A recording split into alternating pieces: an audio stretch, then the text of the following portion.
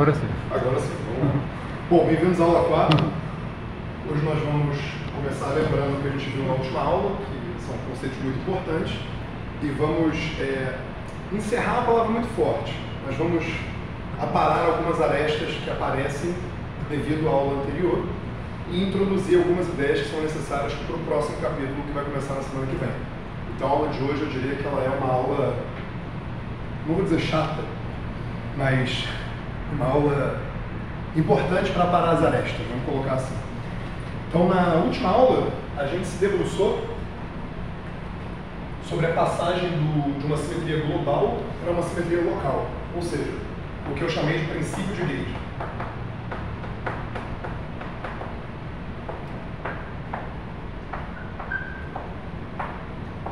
Por que eu chamei de princípio? Porque ninguém mandou a gente passar do global ao local. Né? A gente sabe que essa ideia dá certo no eletromagnetismo, a gente se pergunta se ela pode dar certo para outras interações. Foi esse o raciocínio, digamos assim, que Young e Mills tiveram, e a gente vai falar um pouco mais sobre isso hoje. E a gente, uma vez que sabe que essa é a ideia fundamental por trás das interações que estão presentes no modelo padrão, a gente de antemão coloca elas como princípio. Então eu vou pegar minhas simetrias globais e vou fazer torná-las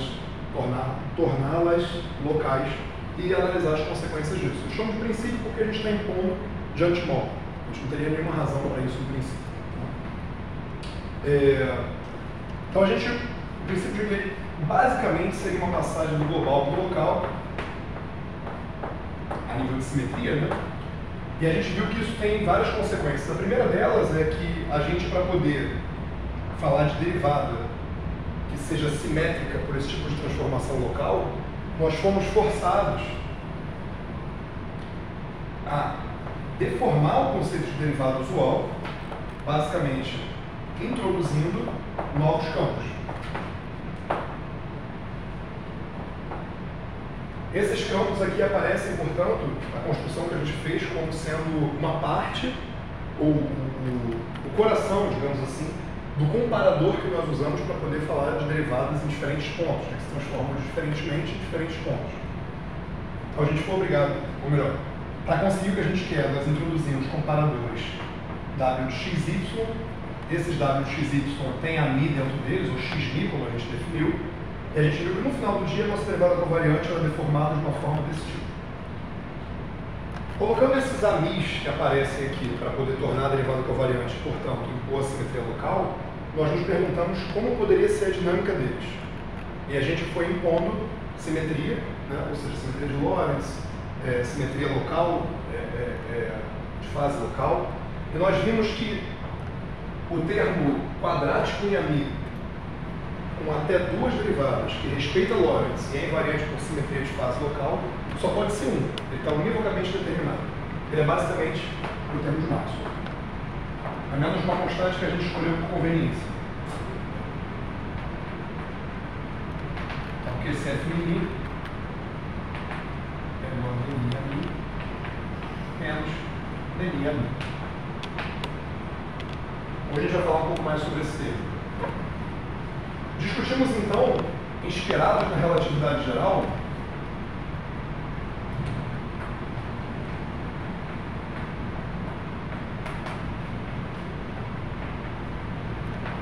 que poderíamos, nesse espaço interno de campos, calcular o que seria o comutador entre essas derivadas covariantes, que estão sendo usadas para poder definir uma noção de derivada em diferentes pontos, comparar diferentes pontos. A gente calculou explicitamente, viu que o que aparece aqui, dada essa prescrição, é basicamente o tensor F' que a gente viu assim, dando uma forma, portanto, muito mais simples de se calcular que é um objeto relevante para poder entender a propagação desse grau de liberdade. A gente discutiu também, além desse aparato técnico que a gente vai usar quando a gente for falar de teorias mais gerais, que é muito mais fácil do que fazer o tipo de consideração que a gente fez aqui, né? A gente discutiu também quem poderiam ser os candidatos para esse comparador, né? E a gente viu que era razoável defini-los como alguma coisa desse tipo, como uma exponencial de uma integral de linha desse meu AMZ, onde esse Z é um caminho entre x e y. E vimos que se eu fecho esse caminho num loop, a gente encontra um objeto que é gauge invariante e que está relacionado com esse F. A gente só vai falar mais sobre isso, mas foi prefeito de cultura geral mesmo. Não porque esse objeto não é relevante, mas porque me falta conhecimento para poder falar mais sobre ele em profundidade. Então a gente fez um setup bacana, a gente saiu de uma simetria global de fase, e a gente viu que se a gente quer alçar essa simetria global a uma simetria local, nós somos levados naturalmente à introdução de novos campos. Esses novos campos são introduzidos de uma forma muito particular, que a gente obteve através de comparadores. Esses novos campos vão se propagar de uma forma bem específica, univocamente determinada, se você ignora termos de borda, e que tudo isso é muito parecido com o que a gente vê na relatividade geral. Essas foram as conclusões que a gente tirou, basicamente, na última aula. Esse campo AMI também tem propriedades de transformações muito específicas, né? Vou escrever aqui embaixo só para efeito de completeza.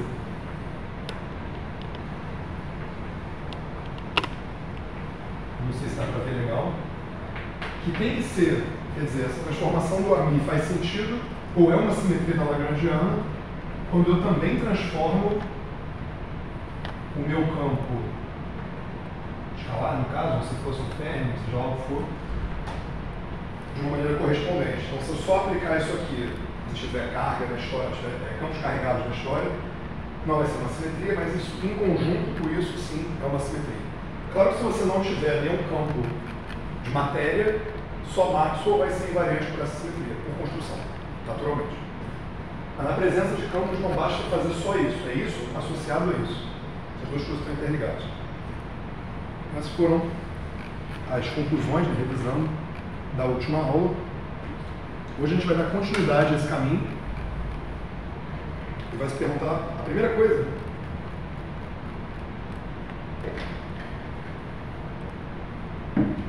Que a gente vai se perguntar, preparando o terreno, na verdade, para aulas futuras.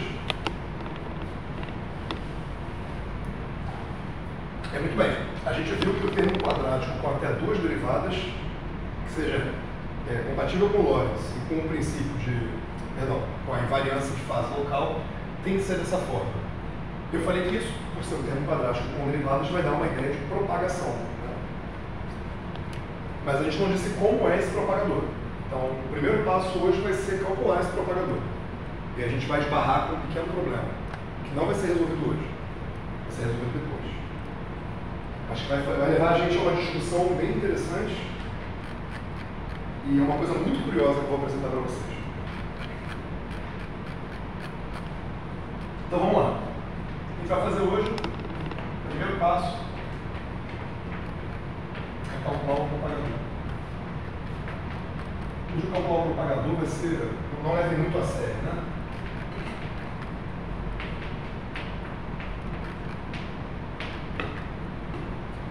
Então, bom, em primeiro lugar, se eu quero calcular um propagador, quando você tem uma teoria livre, basicamente você vai ter termos cinéticos com dois campos e derivadas atuando deles.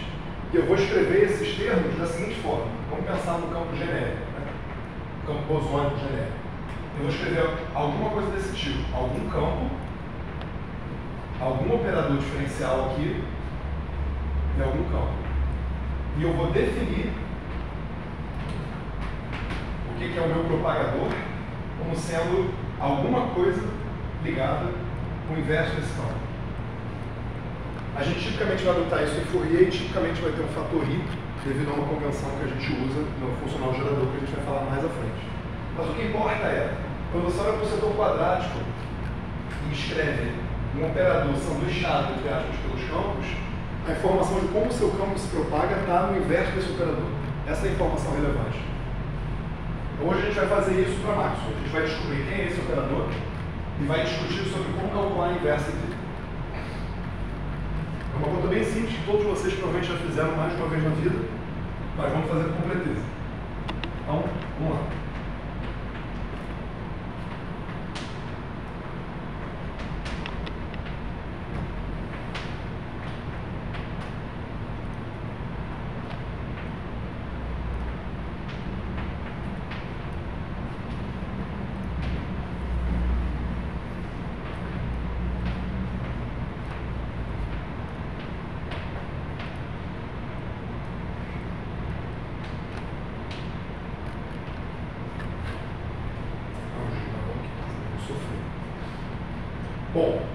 só botei a definição da família. A primeira coisa para a gente lembrar é a antissimetria desses índices. É sempre bom manter isso na cabeça. Tá? Se eu escrever esse primeiro termo contendo esse DI ali,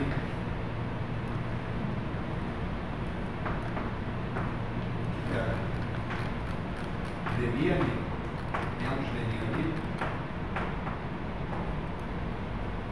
e agora eu escrever esse outro termo, com sinal trocado, que pega o Mi com Mi, se eu renomear Mi e Mi, devido à antissimetria do segundo termo, eu vou ganhar um sinal de menos, que vai compensar esse sinal de menos que está aqui.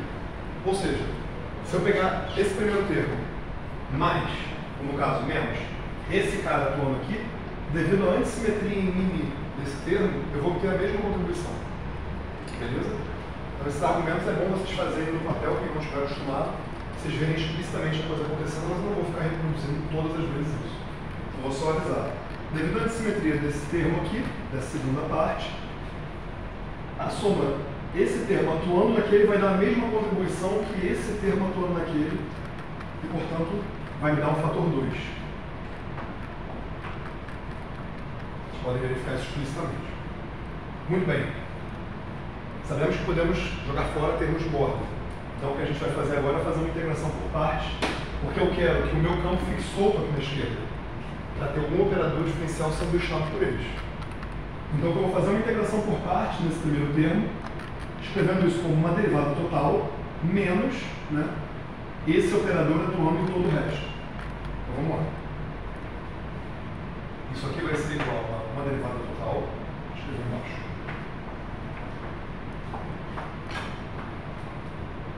Menos, mas já tinha menos, então vai virar mais.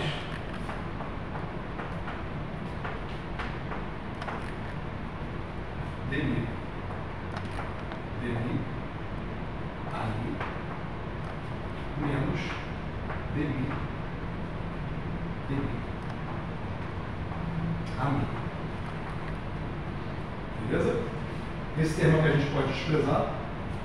Estamos virando o termo de borda, estamos dentro de uma ação integrada. Sobrou esse termo aqui.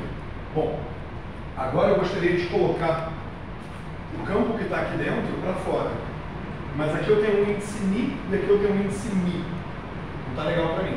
Então eu preciso escrever isso com o mesmo índice. Como eu vou fazer isso? Eu vou usar uma métrica para poder escrever esse Mi como um AMI e poder colocar ele do lado de fora. Antes disso, eu vou só trocar aqui, por conveniência, esses dois Mi's aqui. Vou passar esse Mi para cima e esse Mi para baixo. Não vou mudar nada. Então aqui o Mi para cima, Mi para baixo. E agora esse AMI, eu vou escrever ele como sendo um eta mini AMI. Isso aqui vai me dar AMI. Aqui, DMI com DMI eu posso escrever caixa.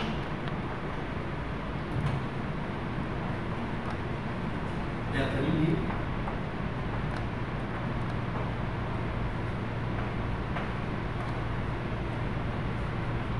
Vou de caixa. Como usual, eu dou vertical. A contração de DMI com DMI. Portanto, agora a gente conseguiu escrever o campo dessa forma aqui. Esquemática, né? E esse vai ser o nosso operador. Por conveniência aqui, reparem que tudo é simétrico em Mi nessa altura do campeonato. Se eu trocar Mi com Mi agora, aqui vai ficar Mi, Mini, Nini, mas eles são simétricos, tanto faz, e aqui vai fechar um Mi. Eu vou fazer isso só por gosto, tá? Vou trocar o Mi com Mi, mas eu não precisava fazer isso, obviamente. Porque eu vou só trocar Mi por Mi, e aqui, Mini, e aqui Mi. Só porque na minha cabeça o M vem antes do N, então eu prefiro assim. É toque, pode chamar de como vocês quiserem. Então esse é o operador, ó, mini, que está sendo lixado pelos campos AMI ali. O inverso dele, quando a gente calcular, daria informação sobre como esse fóton se propaga. Vamos tentar calcular. Para poder tentar calcular isso, a gente vai escrever isso numa base conveniente. Agora eu entendi porque estava sujo.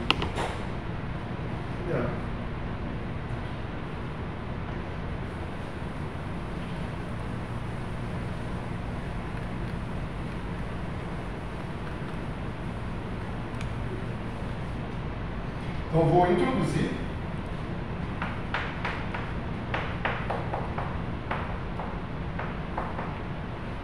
chamar de uma base de projetores.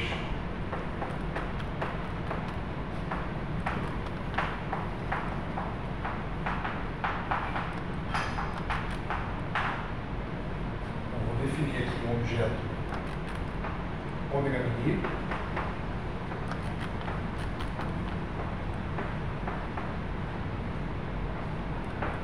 E um outro objeto θ mini.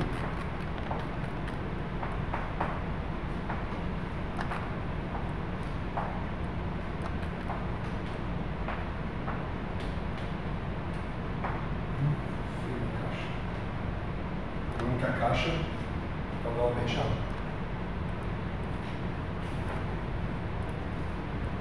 Então, a primeira coisa que a gente pode notar, eu estou usando o nome projetores, né? Então a gente tem que verificar que eles de fato são projetores. Mas antes disso, eu quero só dizer: esse cara mais esse cara, esse termo se cancelaria com esse e sobraria o eta. Essa é a primeira informação relevante. Né?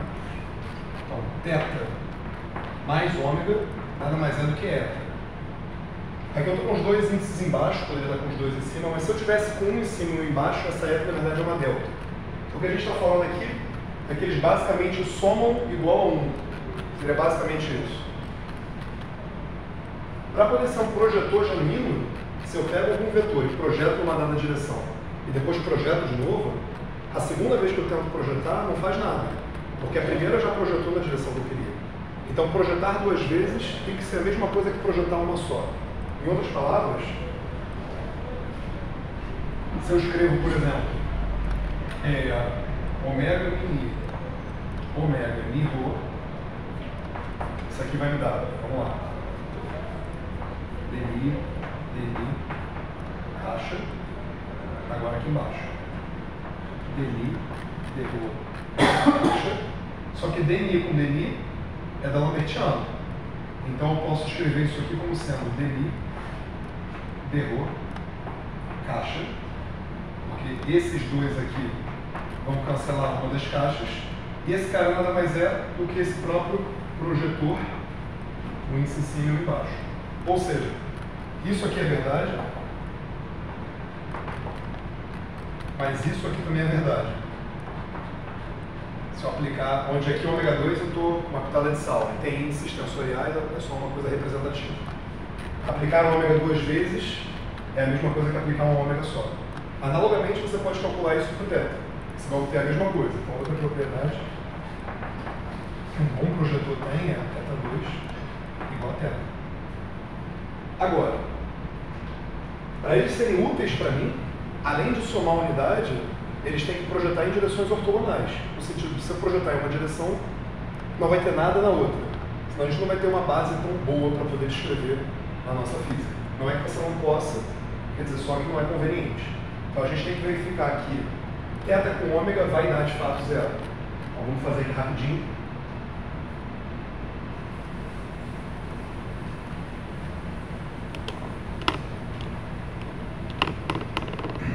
E eu vou completar a minha outra propriedade.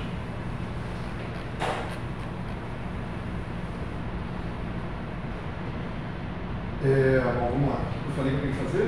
θ com ômega dá zero.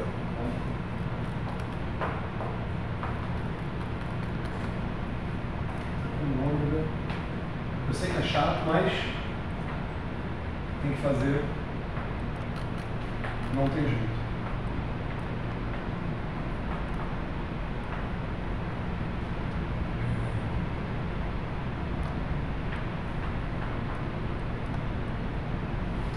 Então, esse mi vai subir aqui. Agora, menos dmi. Aqui vai ter um dmi, rho. Mas esse dmi nada mais é do que um D'Albertiano. Tinha um 2, né? Então, o que sobra aqui é basicamente dmi, rho sobre caixa, dmi, rho sobre caixa. Zero. A gente pode incluir aqui a quarta propriedade.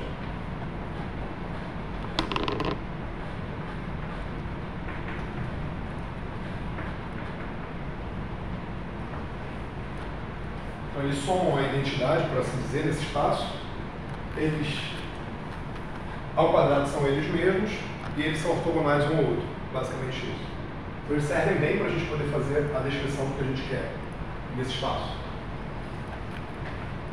Então seria como se eles tivessem duas dimensões, projetar no eixo x e projetar no eixo y, grosso modo, né? Mas aqui seria mais projetar numa dada direção e projetar na direção ortogonal a ela. Vamos lá. Então a gente viu que o nosso operador de interesse, O, ixi, Maria, O, mini, nada mais é do que caixa, eta mini, mais, é mais, não é menos, dmi sobre caixa, sem caixa.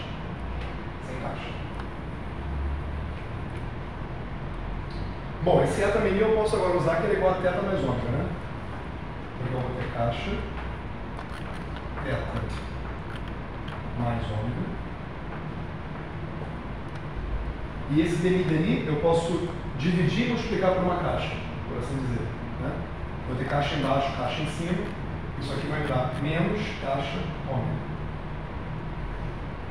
Então, caixa ômega menos caixa ômega. Esse nosso operador, portanto, é igual a caixa projetor θ. Como eu disse para vocês, um deles faz o papel de projetar numa dada direção e o outro na direção ortogonal, basicamente. O que a gente está observando é que o operador dinâmico que aparece no setor quadrático da Lagrangiana de Maxwell, ele pode ser escrito assim, mas isso escondido, na verdade, quer dizer que ele é um projetor transverso, a menos do Dalametriano. O que é razoável se esperar, porque o fóton de fato é transverso. Tem graus de polarização transversos. Muito bacana. Encontramos algo esperado. Vamos tentar ver como é que a gente poderia inverter esse operador. E aí, se ninguém morrer de tédio, depois que a gente não conseguir fazer isso, já está interessante. Foi nessa aula que o Edson parou de procurar rigor na física. Parou de quê? Procurar rigor na física. Ah, tá. O Edson está aí hoje, não vem hoje. É melhor terminar esse episódio de recheio. Bom, vamos tentar então inverter. Ou seja, eu vou pegar esse meu operador O, tá? Vou fazer um O bem para cima para não confundir com o θ. Vou atuar no operador A, mirror. Eu quero que isso me dê identidade. Isso que eu vou chamar de inverter esse operador. Né? Muito bem. Se eu estou falando que isso aqui vai servir como uma base para a gente, eu posso expressar esse meu operador A, seja ele quem for, nessa base. Então vamos escrever o O, que vai ser o O primeiro, né? θ, mais 0 vezes o meu ômega. Bom, só tem θ, então o coeficiente da outra termo é 0, basicamente. E o meu Azão eu vou escrever como sendo Azinho, θ, mais B, ômega. Isso tem que ser igual à identidade.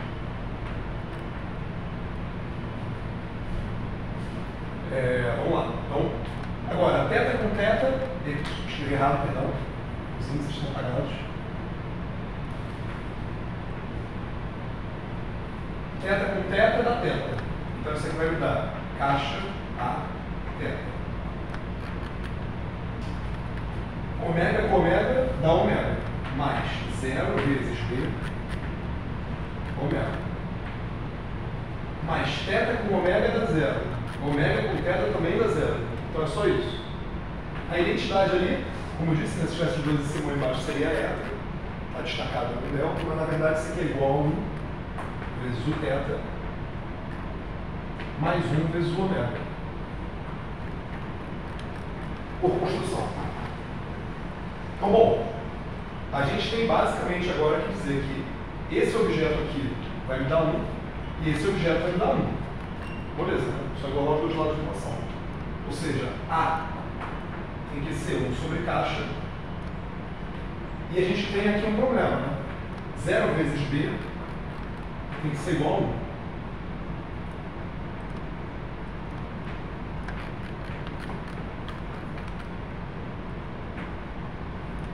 A gente tem um problema aqui. Até hoje de manhã, 0 vezes B igual a 1 não tinha solução. Não sei se inventaram. Ou seja, a gente não consegue inverter o operador que aparece no setor do fóton, no setor quadrático dele. E a razão de não conseguir inverter é justamente aquilo que a gente tinha ficado feliz de ver. Ou seja, que esse operador dinâmico era transverso, não tinha um setor longitudinal. Agora a gente pode se perguntar, o que está por trás desse cara, ou desse termo, não ter um setor longitudinal? Quem aposta? Por que não tem um setor longitudinal ali?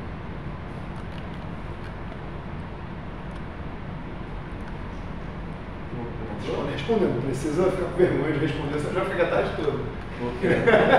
Oi? Eu estou falando, a gente aqui obteve que o operador dinâmico do setor de fóton, a Lagrangiana de Maxwell, ele é puramente transverso. E ficamos felizes com isso. Qual é a razão dele não ter uma componente longitudinal? Isso é um fato que a gente pode usar experimental, mas qual é a razão analítica, vamos dizer assim, teórica, técnica, para aquela Lagrangiana que a gente construiu não exibir aqui alguma coisa vezes ômega menino? A razão é simples, não precisa ir muito longe. Você não fixou o gauge.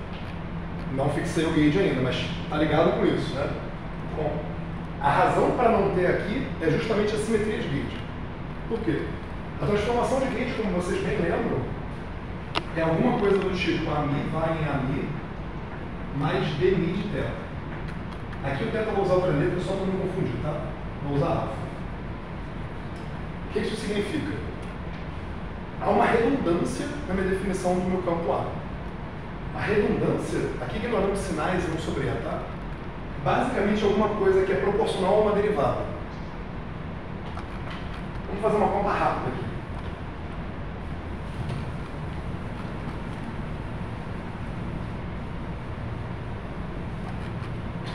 Agora, Felipe, qual é a referência que tu está usando para definir esse inverso? Ih, rapaz, vozes da minha cabeça. Olha o Noel. Porque normalmente o inverso isso é um espaço contínuo. Porque tem uma delta de Dirac ali. Ah, sim, eu estou ignorando qualquer possibilidade de delta, assim, de fato. Tudo aqui, se você está invertendo para calcular uma função de Green, você tem que ter um componente em x menos y. A gente está fazendo só a estrutura tensorial, de fato, bem colocado. Só rapidamente, então, esse cara aqui. Vamos ver o que acontece se a gente aplicar um operador transverso, um projetor transverso, nessa contribuição que aparece aqui. Vamos lá. Mini DNI alfa. Isso aqui vai mudar. Mini DNI alfa menos DNI. Aqui acho que tinha uma caixa, né? DNI alfa. Isso aqui nada mais é do que DNI alfa. Agora, DNI com DNI da caixa torta, menos DNI alfa, que é igual a zero. Ou seja, esse pedaço que aparece aqui é transverso, é longitudinal por natureza. Ou seja, esse pedaço daqui, essa redundância na definição do meu campo A, ela, na verdade é uma contribuição longitudinal. O que isso significa? Eu estou matando qualquer possibilidade de haver uma contribuição longitudinal quando eu digo que isso é redundante na definição do meu campo. Ser invariante por essa transformação foi o que a gente fez com que jogássemos fora, na última aula, uma contribuição do tipo ANI, né? Uma contribuição daquele tipo é uma contribuição proporcional a eta, ou seja, da parte transversa ou longitudinal. Isso sumiu. Quem poderia dar uma contribuição longitudinal foi jogado fora devido à invariância de gauge, que é a mesma contribuição que daria um termo de massa, por exemplo, que acabou sendo proibido porque a gente viu que, por consistência, o B tinha que ser zero, por imposição das simetrias. O que eu estou querendo dizer? Não conseguir inverter esse operador é devido a ele ser transverso. Ele ser transverso é devido à simetria de gauge. Então, a raiz do problema, na verdade, é a própria simetria de gauge. A redundância que a gente introduz nos nossos campos proíbe a gente de conseguir sequer definir um propagador de primeiro princípio, assim, de cara. Como o David ressaltou, isso tudo é verdade porque a gente não fixou o gauge. A gente tem simetria de gauge. Então, se a simetria de gauge é um problema, como você pode resolver? Bom, eu vou quebrar minha simetria de gauge de alguma forma específica. E eu não vou ter esse problema mais. Basicamente isso. Então a gente introduziu a simetria de gauge, e se a gente quer fazer qualquer coisa, a gente vai jogar ela fora. É esquisito. Mas tem esperança. Uma forma usual de você resolver esse problema, só para conseguir definir um propagador, basicamente, e antes disso, só para efeito de comentário, é aqui mesmo. Você pode ver que você vai ter problemas nesse caso, porque se você parar para pensar do ponto de vista de abordagem de integral de caminho para a sua física, você tem diversos caminhos e todos eles têm que contribuir para a sua história, por assim dizer. Quando você tem uma redundância, como essa redundância aqui, significa que diferentes caminhos ou infinitos caminhos distintos vão levar à mesma história. Ou seja, essa redundância está atrapalhando a sua própria definição de qual seria o seu funcional gerador, por assim dizer. E ela precisa ser corrigida para que você possa fazer alguma conta e não obter infinitos como uma resposta óbvia. Então, um jeito muito tradicional que a gente usa para poder fixar calibre, nesse momento vai aparecer como God-given, né? E quem perguntar por que ele aparece assim vai ser frito por um raio, que os deuses da física vão lançar, é somar basicamente a nossa Lagrangiana de Maxwell, faz uma nova Lagrangiana de Maxwell, é basicamente o quarto de F', opa, ficou feio.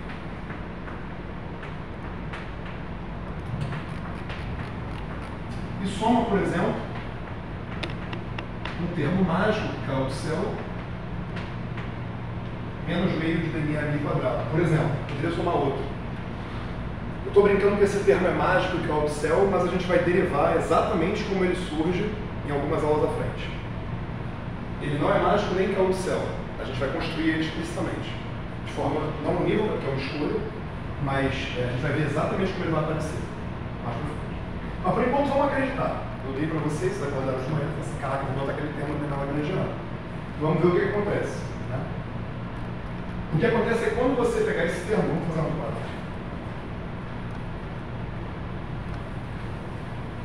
Então, um pedaço de Maxwell a gente já fez. Vamos agora botar esse pedaço mágico.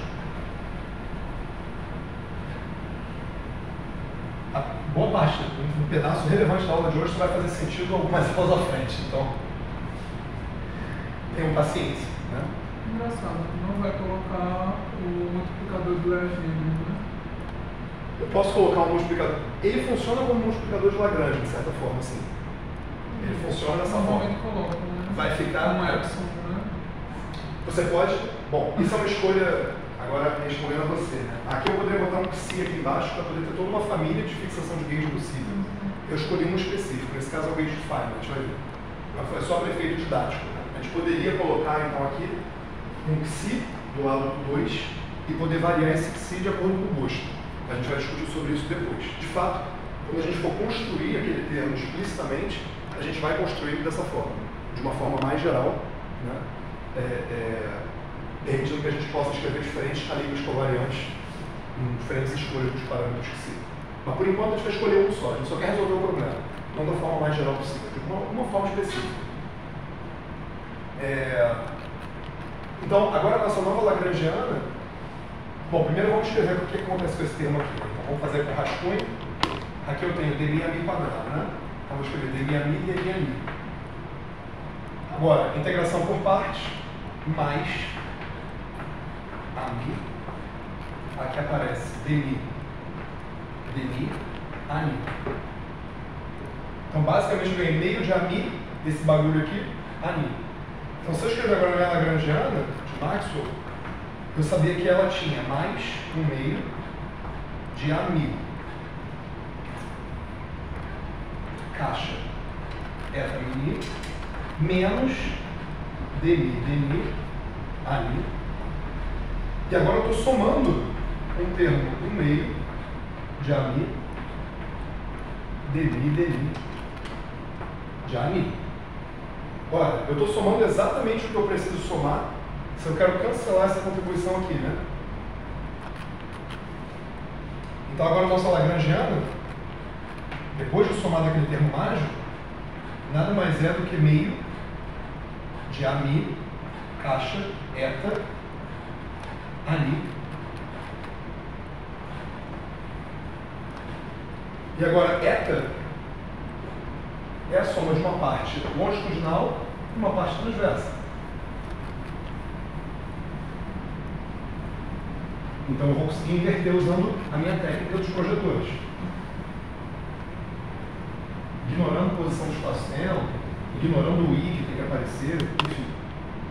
São os catches. Então o O' agora, né? Depende de mini, nada mais é do que caixa eta mini, nada mais é do que caixa eta mini, mais caixa omega mini. Ignorando 1 sobre epsilon, ignorando. Significa que se eu quero inverter esse objeto agora na linha, ele vai me dar alguma coisa que é 1 sobre caixa no setor θ, mais 1 sobre caixa no setor omega. Ou que dá na mesma 1 sobre caixa de eta mini. Vamos botar assim, isso aqui, então, aqui que é. Ou seja, eu consigo agora falar de um propagador, e aqui isso aqui vai virar basicamente um P2, né? 1 sobre P2, na verdade, é menos G, é menos G, é menos X, menos Y, é menos várias coisas. Sem nenhum problema. Ou seja, todo o problema que a gente tinha, no fundo, era em relação a ele ser transverso, a você ter essa liberdade, que, reparem, quando eu construo esse termo aqui, se foi. Porque se eu tentar calcular a variação de gauge daquele dentro, você vai ver que ele não é invariante, ele muda. Fala isso, beleza? Então eu consigo definir isso às custas, você chegou logo na hora boa, vai chegar às custas de quebrar o que eu acabei de construir, mas quebrar de um jeito que é útil para mim, vamos assim dizer. A gente vai falar sobre isso, sobre a introdução daquele termo, de onde ele vem, como ele aparece, tudo em mais detalhe mais para frente, quando a gente for construir as nossas teorias e falar dos aspectos quânticos delas a nível de integral de caminho. Então, por enquanto, foi só para dar um cheiro, né, de que problema aparece e um tipo de solução que a gente pode adotar, ainda que ela tenha caído do céu. Né? Ela não vai cair do céu mais à frente. Muito bem. Vimos a raiz do problema, então. Agora, eu vou fazer um comentário. Você se pergunta, tudo bem. Então, eu introduzi aquele termo mágico que você me deu e consegui definir um propagador, mas eu quebrei minha simetria, a que eu tinha feito tanto esforço para construir. Você pode se perguntar, será que tem alguma outra simetria que ainda sobrevive? Será que tem alguma coisa que ainda sobrevive? Então vamos tentar ir para a cozinha e tentar discutir isso.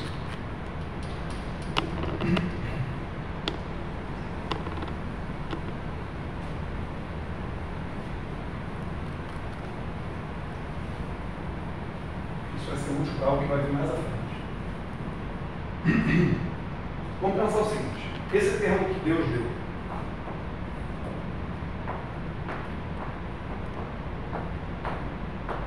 Ele está aparecendo dentro de uma lagrangiana. Eu quero reescrever ele de uma forma conveniente. Eu vou introduzir um novo grau de liberdade agora, que não vai ter dinâmica, e que vai me permitir reescrever ele do jeito que eu quero. Vou dizer para vocês qual vai ser. Isso aqui eu posso reescrever assim. Ó. Vou introduzir um novo campo, B, que eu já usei A, então vou usar B. Vezes dmi mais 1/2 de b quadrado. Isso dentro da lagrangiana. Então, eu acabei de introduzir um campo que, em princípio, não existe. Eu coloquei ele lá. Não tem derivadas. Só está aparecendo junto com esse cara aqui e com o seu quadrado. Por que eu estou fazendo isso? Vamos fazer uma variação desse pedaço da lagrangiana com respeito a esse novo campo que não tem dinâmica. Então, se eu fizer uma variação com respeito a b, o que eu vou obter é, variando isso aqui com respeito a b, vai sobrar dmi. Isso aqui vai dar 2 vezes cancela esse 2, b. E põe que isso é igual a zero. Equação de movimento do campo B, para assim dizer. Para assim dizer não, equação de movimento do campo B. Beleza? O que eu ganho disso aqui é, isso tem que ser satisfeito, portanto, B tem que ser igual a menos dmi. Se eu agora substituo a solução da minha equação de movimento de volta à lagrangiana que eu acabei de escrever, vocês vão observar o seguinte, vai vir menos dmi vezes dmi, então vou botar um quadrado, mais 1/2 de menos dmi ao quadrado. Então, menos 1 mais meio, menos meio. Dmi ao quadrado. Ou seja, passar daqui para cá, eu não mudei nada. Eu só introduzi um novo grau de liberdade por conveniência, que se eu uso as equações de movimento dele, eu volto para onde eu estava. Então a Lagrangiana descrita por esse termo, ou a Lagrangiana descrita por esse termo, não é diferente, ela é igual. Beleza? Agora vamos observar o seguinte. Bom, comentário eu estou introduzindo, mas não tem dinâmica, não tem derivadas dele. Então esse campo não vai a lugar nenhum, ele é um puro vírgula.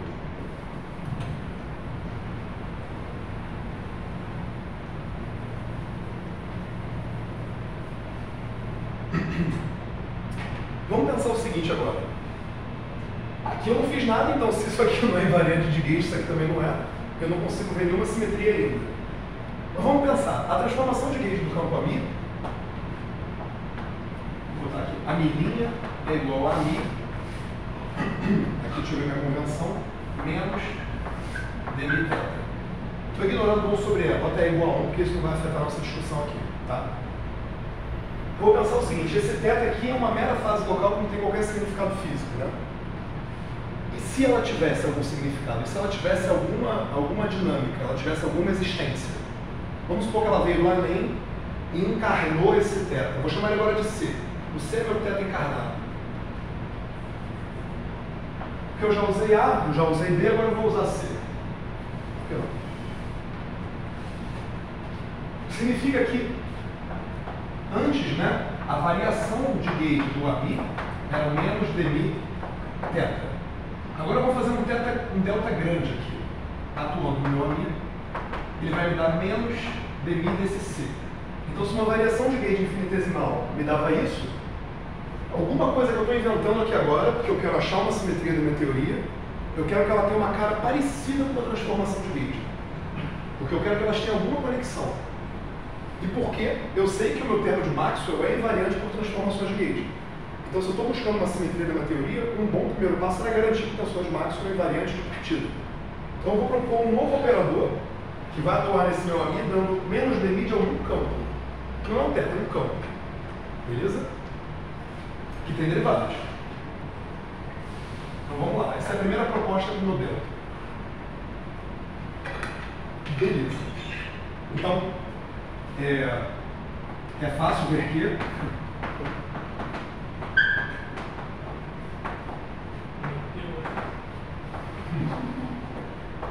Muito fácil. vou justificar, calma.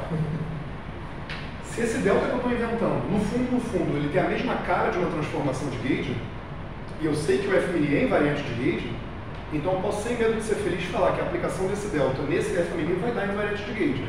De fato, se vocês aplicarem delta em dmi AMI menos dmi AMI, vocês vão ver explicitamente isso aqui vai dar dmi de menos dmc menos dmi de menos dmc, que é zero. Vai dar o sinal de menos aqui, o sinal de mais aqui, dmi com dmi comuta, beleza. Perguntou? Perguntou? Não. Ah, tá. Então, de fato, é fácil ver que delta aplicado no F dá zero. Começando bem. Então, o termo de Maxwell está garantido. Esse nosso novo objeto que eu inventei, ele vai dar invariância para o termo de Maxwell. Vamos além. Esse termo aqui não é gauge invariante. Então, se eu aplicar ele, claramente ele não vai ser invariante. Né?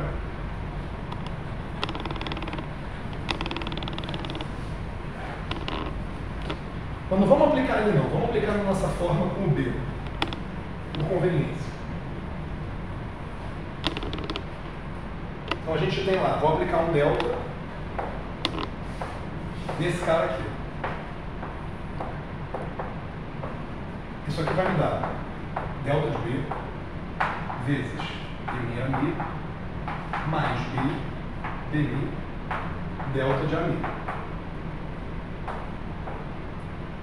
Isso aqui eu não sei quem é. Delta de B dmi AMI mais B. Agora aqui vai dar dmi. Esse cara aqui nada mais é do que dmi de C, menos dmi de C, né? Então aqui vai me dar menos box C. Eu estou construindo minha simetria.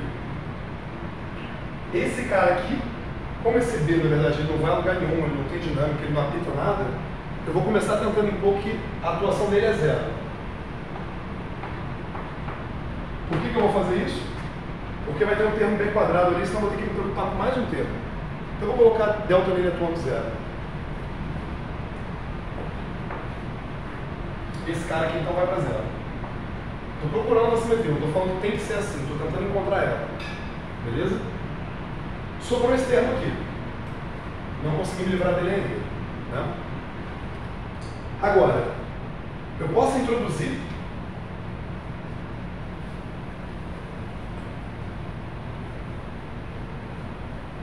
parece engraçado, né? Eu estou botando um monte de coisa na minha teoria.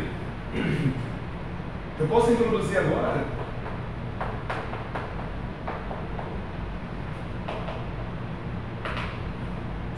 um outro termo na minha lagrangiana. Eu já usei A, B, C, vou usar D agora.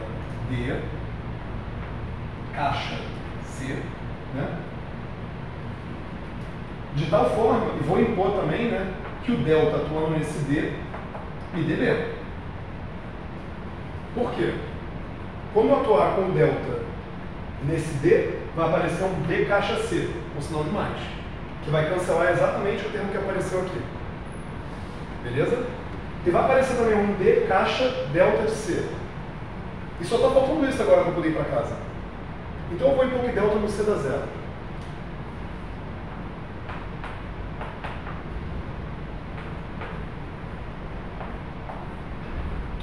Ou seja, se eu partir agora, em vez da minha lagrangiana de Maxwell, para uma outra lagrangiana, parecida com a de Maxwell, mas não a de Maxwell, que é igual a menos 1/4 de F min quadrado mais B d mi a mi mais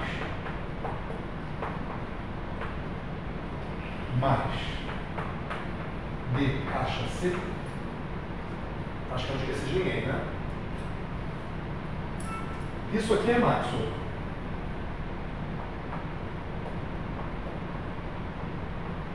Maxwell tem 2 L's, né? Isso aqui está fazendo o papel de gate fixing, porque ele está associado com esse cara aqui. Vou botar GF, gate fixing. Vou escrever, né?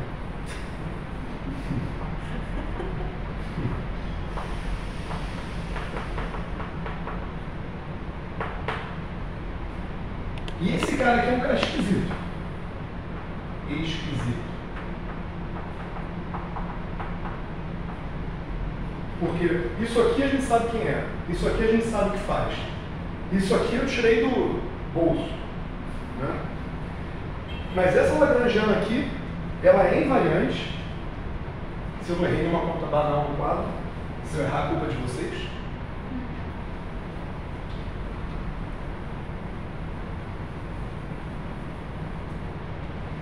Eu vou escrever uma nova simetria.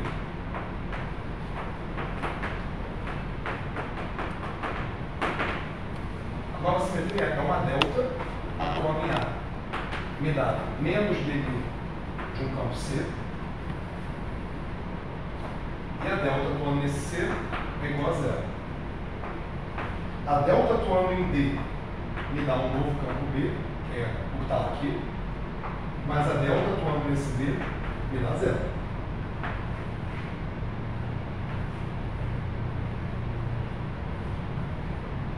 Então, depois de colocar o gate fixing, se a gente introduzir espertamente algumas coisas, a gente consegue enxergar que tem uma nova simetria.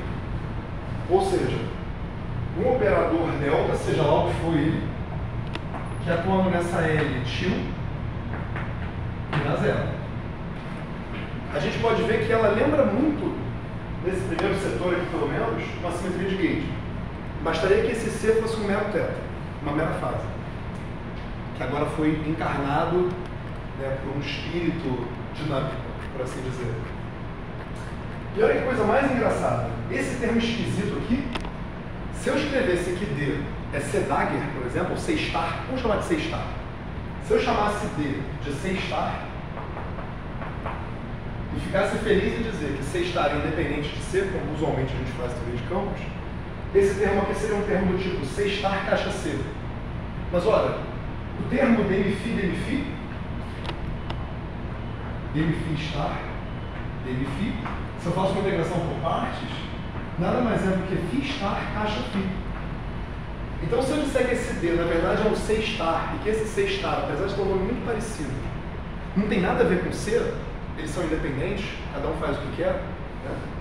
Esse termo aqui vai ficar com muita cara de um termo cinético para esse campo que eu acabei de introduzir. Só tem um detalhe diferente. Qual é o detalhe?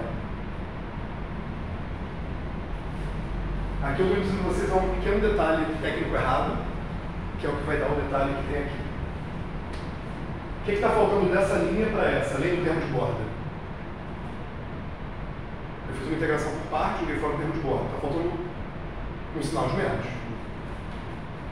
Então, o campo escalar usual complexo, o termo cinético dele é menos phi star caixa phi. Esse cara aqui, se eu insisto em dizer que ele é C star, aqui deu mais C star caixa C. Que esquisito. Parece uma assombração. Mas eu vou chamar ele assim. Vou chamar ele de C star, então. E desculpa o pessoal do caderno.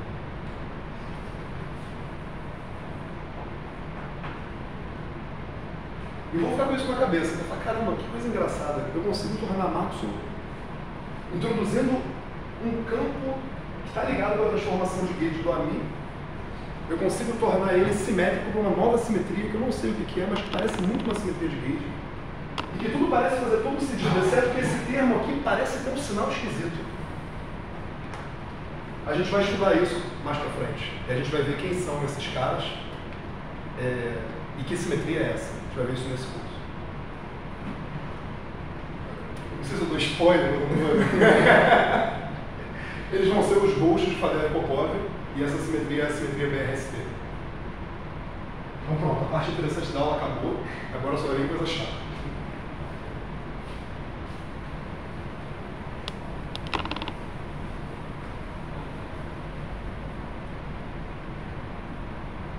É sério, olha, só pode ir embora.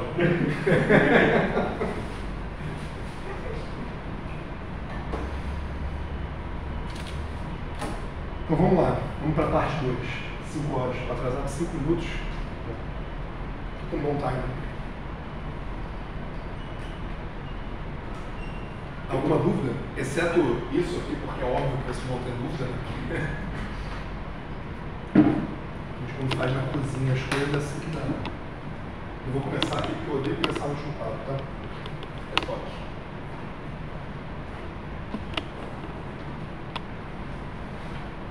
Então vocês tratem de gostar, que eu fui dormir 2 da manhã ontem para pensar nisso aqui, tá?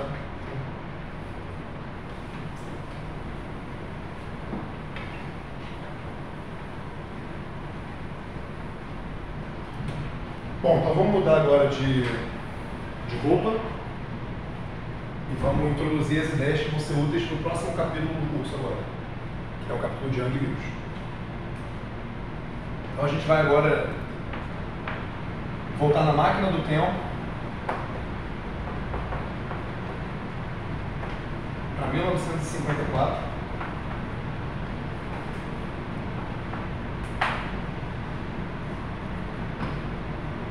E vamos ler a introdução do Young e do Mills. Né? A situação era a seguinte: eles queriam então estudar as interações fortes da época, esse era o objetivo do Young e do Mills, tentando usar as técnicas, os raciocínios, os princípios que deram certo com o eletromagnetismo, na esperança de que todas as interações, na verdade, fossem descritas de uma forma só, que é o que a gente tem hoje, de fato, graças a eles. Né? E o que se tinha na época era uma coisa chamada spin isotópico. Então, na época, ele começa o paper dele dizendo: a conservação do spin isotópico é um tema muito discutido atualmente. Então, a palavra-chave aqui é spin isotópico. E a gente vai discutir o setup que ele coloca na introdução do paper dele. Então, Heisenberg, em 32,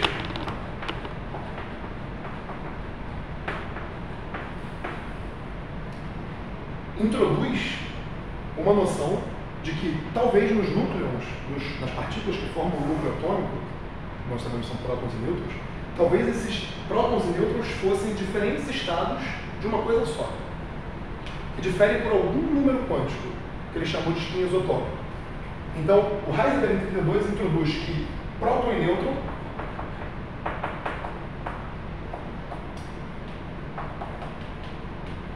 talvez fossem dois estados de um núcleo.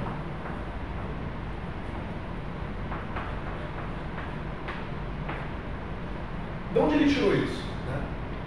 Saber se na época, acreditava-se na época, apesar de não haver confirmação em 32 ainda, que as interações fortes entre prótons e nêutrons não eram muito distintas. Elas pareciam se comportar muito igual, se você ignorasse o eletromagnetismo. Obviamente, um tem carga, outro não tem, o eletromagnetismo é diferente. Então, do ponto de vista de interação forte no núcleo, parecia que eles interagiam de forma muito parecida. Se vocês olharem a massa deles, por exemplo, a massa de um próton, em unidades divinas, é basicamente 938 MeV. A massa do nêutron é muito próxima, é 939 aproximadamente MeV. Então parece haver um pentelésimo de diferença, eles são praticamente iguais desse ponto de vista. Então eles têm praticamente a mesma massa, eles interagem fortemente de forma praticamente igual. Era razoável supor na época que talvez, você pudesse descrevê-los no mesmo duplexo, ou seja, como dois estados distintos de uma mesma coisa. Essa foi a ideia do Heisenberg em 32. Se eles tivessem massas muito distintas, essa ideia aqui já cai por terra. Né? A simetria de isospin que Heisenberg propôs é uma simetria aproximada que vale o modelo padrão se você for para o limite Quirál. Mas é uma simetria de sabor. Bom, não importa o que a gente tem hoje, vamos vestir a roupa de 54. Para poder entrar na cabeça do Leandro Mills e a gente poder seguir o barco. Em 37, Bright e os amiguinhos dele, como sendo todo mundo, viram que de fato, num caso específico que eles analisaram, prótons interagem com prótons de uma maneira muito similar que prótons interagem com nêutrons, do ponto de vista de interação forte, confirmando a ideia do início da década de 30. Baseado nisso, Wigner, em 37 ainda, começa a falar sobre conservação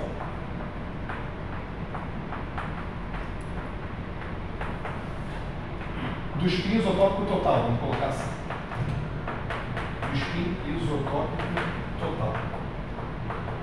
Eles chamavam de spin isotópico porque lembrava spin, mas não era spin, era um espaço interno. Né? Não são as únicas partículas que interagem fortemente. Né? Yukawa, no início da década de 30, já tinha proposto que talvez as interações fortes fossem mediadas por mesons. Então talvez os prótons interagissem com os nêutrons, trocando um meson da mesma forma que prótons interagem com elétrons, trocando fótons. Então, Yukawa, lá em 35, ele já tinha dado a ideia de que você tinha uma interação forte, né, mediada, não sei conjugar mediar, eu sei que é irregular, não sei se é mediada, mediada, não sei. Eu medeio, é esquisito. Forte, então, mediado, não vou escrever no quadro para não falar bobagem, por mesons. Por coisas que são mais leves que prótons e mais pesadas que elétrons. E ele levantou a bola de que existia um tipo de meson específico que talvez aparecesse, que eu não sei quem deu o nome, mas são os pions. Descobertos em 47, os pions carregados, incluindo nosso amigo César Lattes.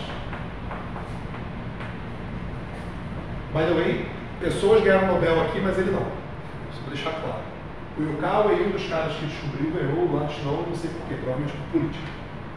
Pouco depois, na década de 50, descobriram os pions nêutrons, no ano de 50, que o Yukawa já tinha proposto.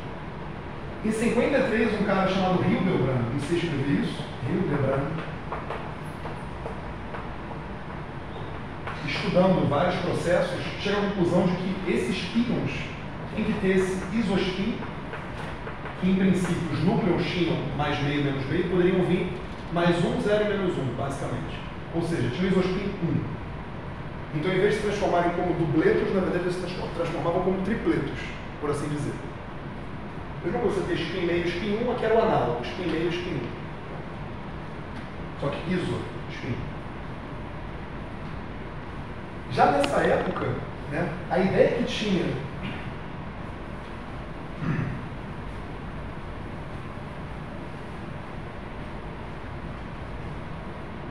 então, principalmente depois do trabalho do Wigner,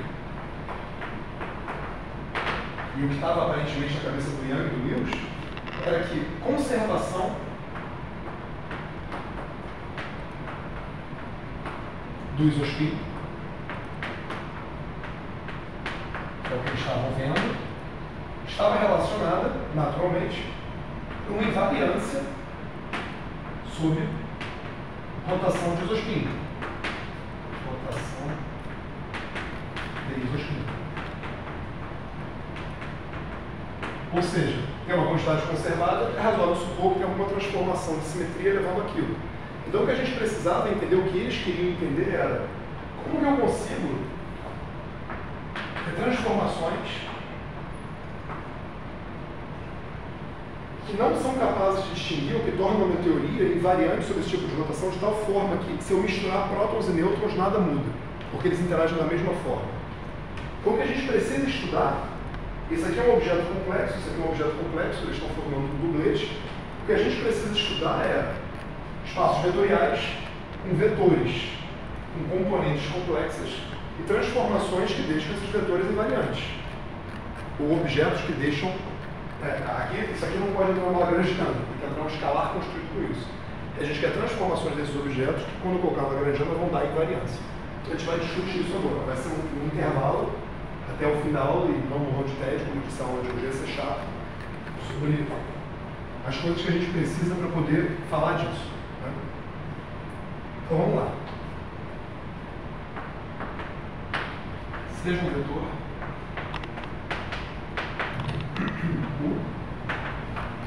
eu prometo que a próxima aula vai ser mais legal. Onde o I é um número complexo. Então agora eu vou falar, defina o produto.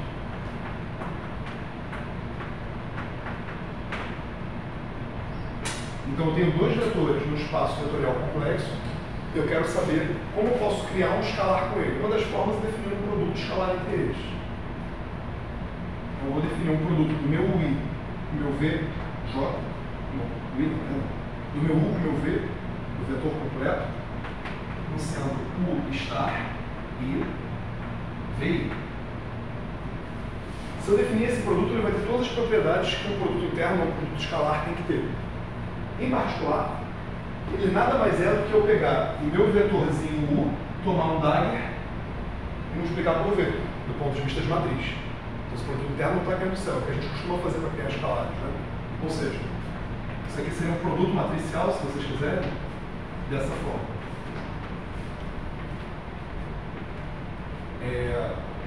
Não, peraí. 1, 2, 3.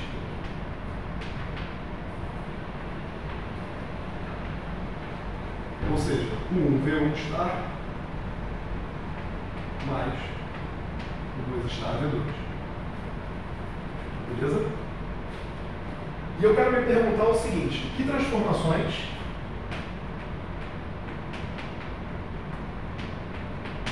deixam esse produto invariante?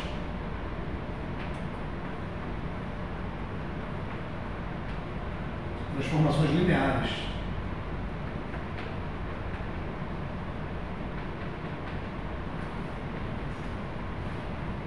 Vou usar aqui lineares.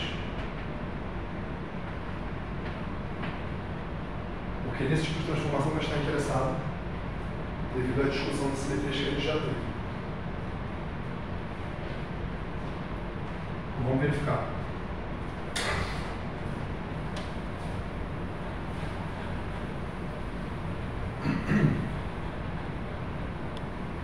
Para quem fez recentemente curso de interações fundamentais, vai ficar particularmente chato.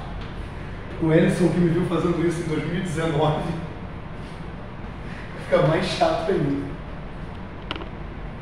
Ou seja, eu quero transformações U vai em RU. Tal que. Vamos definir tal que. U com V seja a mesma coisa que RU com RV. Bom, isso é muito fácil, né? Então vamos lá. RU com RV é igual à definição, né? Minha matriz RJ atuando no meu J, do mundo estar.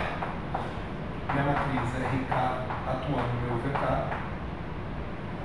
Estar atua nos dois. Isso aqui são elementos, então são números. Eu posso caminhar com eles à vontade agora.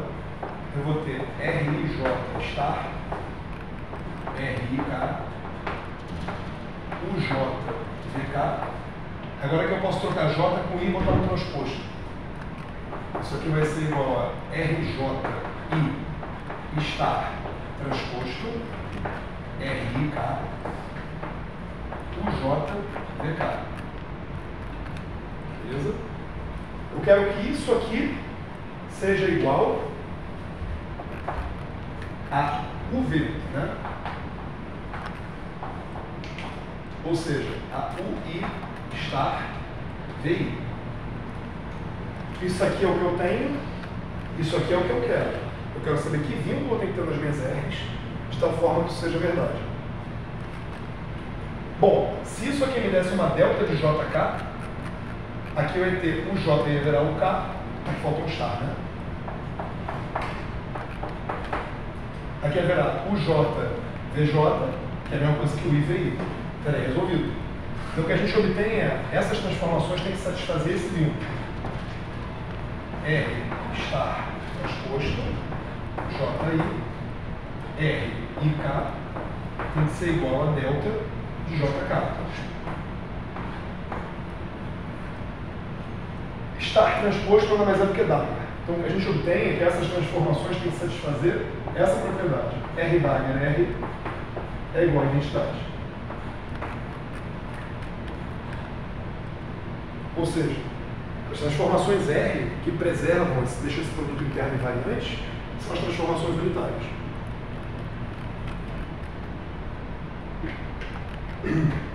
Muito bom. Então, no caminho certo. A gente sabia, pelo teorema de Wigner, que as representações das simetrias têm que ser lineares unitárias ou antilineares anti-unitárias. Então, a gente tem lineares unitárias e estamos felizes.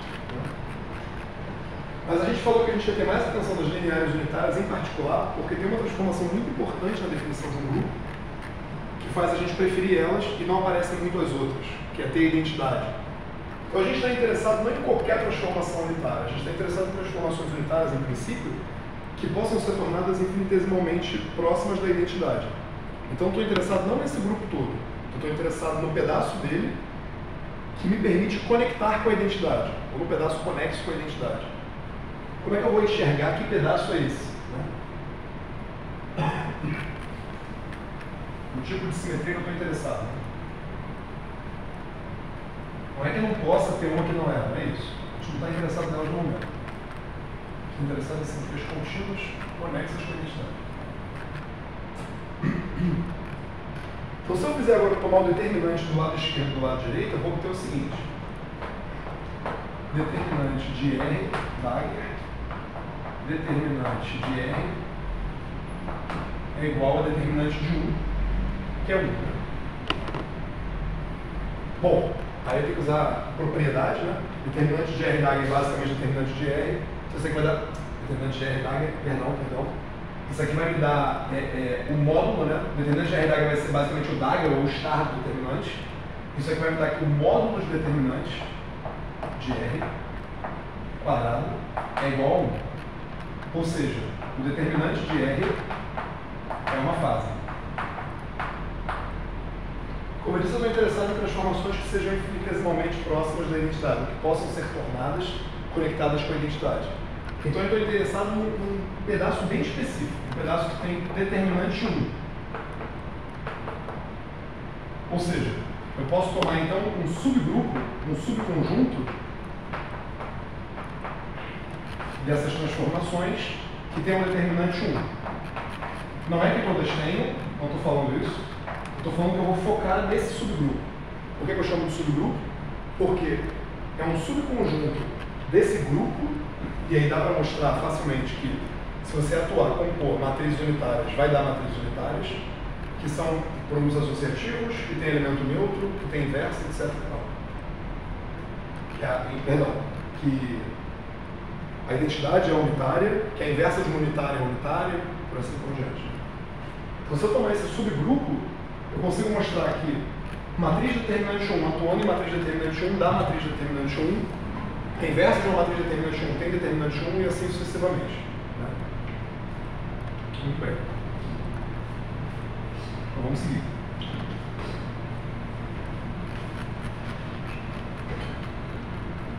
Então a gente está interessado em matrizes que são unitárias com determinante 1 no final do dia.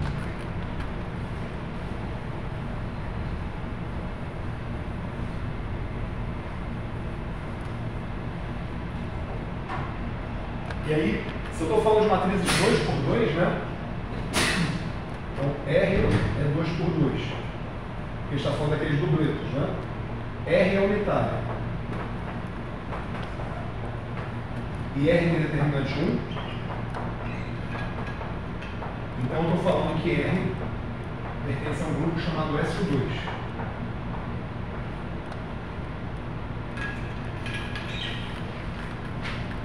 Vamos tentar entender, né? Se a gente quer entender, então, como é que a gente pode trabalhar com dubletes, né?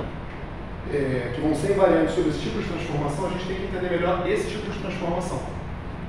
Vamos lá. Como é que eu posso caracterizar esse tipo de transformação? A nossa matriz R pode ser escrita, em princípio, se ela é 2 por 2, com 4 componentes. Todos eles complexos. Eu quero caracterizar essas componentes. Como é que eu vou caracterizar isso? Em primeiro lugar, ela tem que ser unitária. Então, R da R tem que ser igual à identidade. Ou seja, se você pega agora o produto de R da H, tomar star e o transposto, multiplica com a matriz R, vocês vão obter alguma coisa assim. R star 1, R1, porque agora vai ser mais rápido. R2, 1. R está 1, R2. Mais R está 2, 1. R2, 2.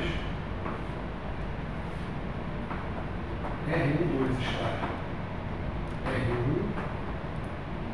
Mais R2, 2 está R2, 1. E aqui vai ter R1, 2 star, R1, 2, mais R2, 2 star, R2, 2. O que a gente observa? Isso tem que ser igual à identidade.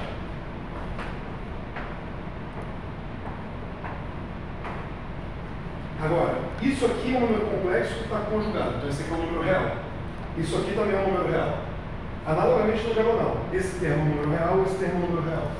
Então a gente tem um número real aqui, um número real aqui, naturalmente a gente vai ter que comparar com 1. Esse cara aqui não, é R1 star R1, 2, não é um número real, é complexo, em princípio. Com outro número complexo e analogamente aqui. Mas eles não são quaisquer números complexos. Se vocês olharem bem, esse número complexo que está aqui nada mais é do que o conjugado complexo desse que está aqui embaixo. Por que eu estou fazendo isso? Eu quero contar agora quantos graus de liberdade a gente de fato tem. Então, em princípio, eu tinha 2 graus de liberdade, que é um número complexo, e cada um deles. Tinha 2 aqui, 2 aqui, 2 aqui, 2 aqui. 8 no total.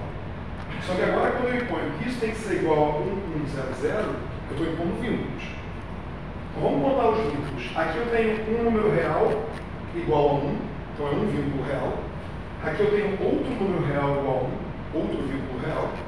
E aqui, basicamente, eu tenho um vínculo só, porque se eu... Perdão, um vínculo complexo. Porque se esse cara aqui for igual a 0, esse aqui imediatamente é. Então, no fundo, eu tenho aqui um vínculo complexo, que é um número complexo. Então, são 2 vínculos reais. A parte real e a parte imaginária tem que ser 0. Então, ao todo, na diagonal eu tenho 2 vínculos reais e na antidiagonal eu tenho 2 vínculos reais também. Então, eu tenho 4 vínculos reais impostos por essa condição. Beleza? Preste atenção no raciocínio, porque isso vai ser exercício no final. Para quem quiser fazer. Aqui eu tenho 4 vínculos reais.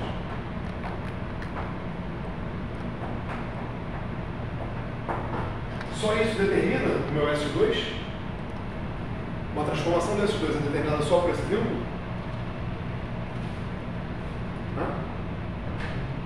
Tem que ter um determinante também. Então, como o determinante de uma transformação unitária geral é uma fase, existe um grau de liberdade real ali. Quando eu fixo que essa fase é zero, eu estou botando um vínculo real. Então, o determinante de S é igual a 1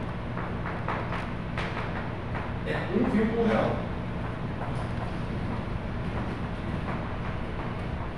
Então, eu comecei com 8 graus de liberdade, 8 parâmetros de uma teoria reais, e eu acabei de impor 5 vínculos reais, sobraram 3. Então, a resposta final é: a minha transformação do S2 tem 3 graus de liberdade reais.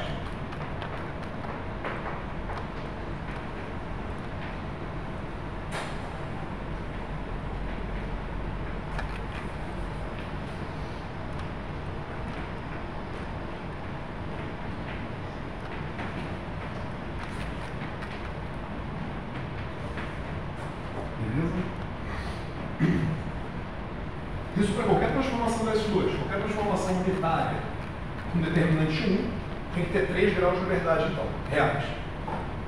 O que significa que se eu te der 3 parâmetros, você determina ela. Beleza. Agora vamos incorporar Tião e vamos fazer uma proposição.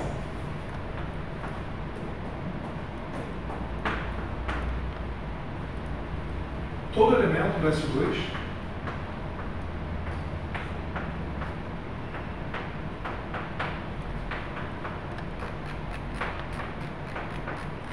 pode ser escrito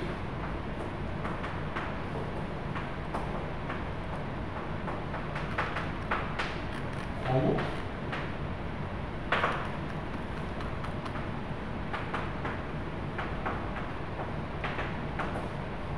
exponencial de x. Vou mostrar isso.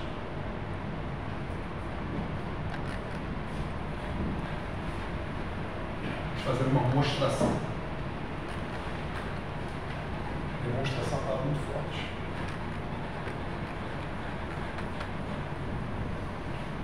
Sei que é chato, mas para quem não viu, tem que ver. Quem já viu mais uma vez, eu peço desculpas.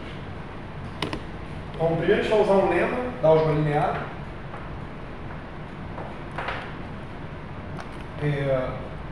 Todo unitário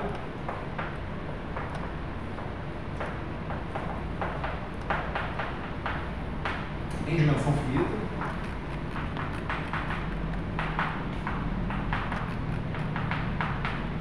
que é o nosso caso aqui, pode ser diagonalizado.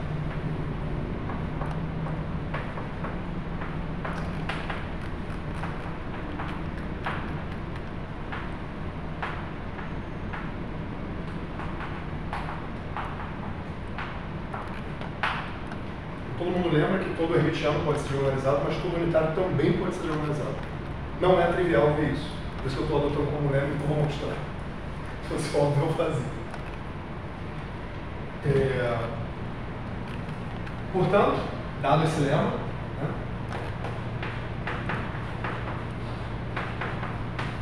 existe uma base ortonormal de autovetores.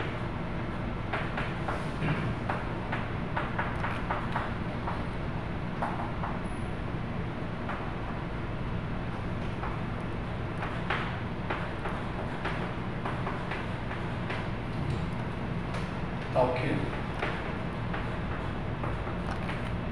O nosso R é unitário, né? Então, nessa base, lambda i, a atuação desse R vai me dar lambda i.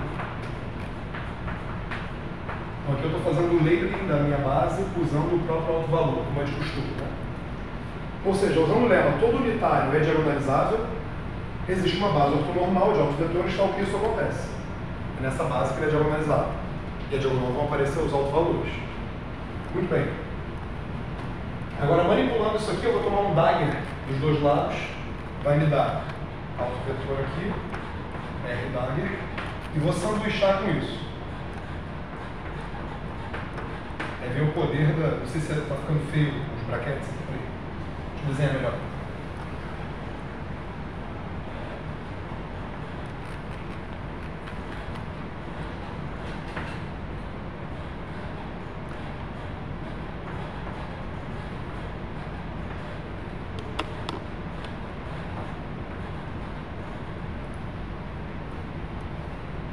quase irresistível fazer assim. Alguém sabe o significado disso? E do outro lado aqui eu tem isso do lado direito, mas tem o dagger dele do lado esquerdo, então esse cara em princípio é complexo, vai ganhar um star. Aqui vai ser lambda i, star, lambda i, lambda i, ou lambda i. Opa, quase fiz. Epsilon de JK. Bom, se R é unitário, isso aqui é identidade. Se isso aqui é identidade, isso aqui é a norma do LI, do lambda i, perdão. Aqui tem a norma do lambda i também. Então esse cara aqui tem que ser 1. Né? Ou seja, norma quadrada do lambda i tem que ser 1. O que significa que esse lambda i nada mais é do que uma fase. I θ i. Ou seja, os autovalores desse operador unitário nessa base são fases. Também é conhecido da álgebra linear.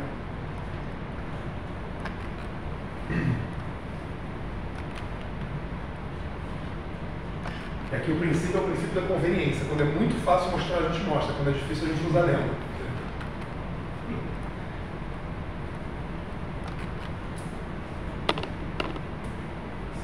Mas se eu muito não me engano, no meu curso de álgebra linear caiu isso na prova para casa. E não era fácil achar isso aqui não, tá? Não é qualquer livro que tem essa prova não. Se eu lembro bem. Isso é matemática, tem que demonstrar. Isso aí não está falando isso a você.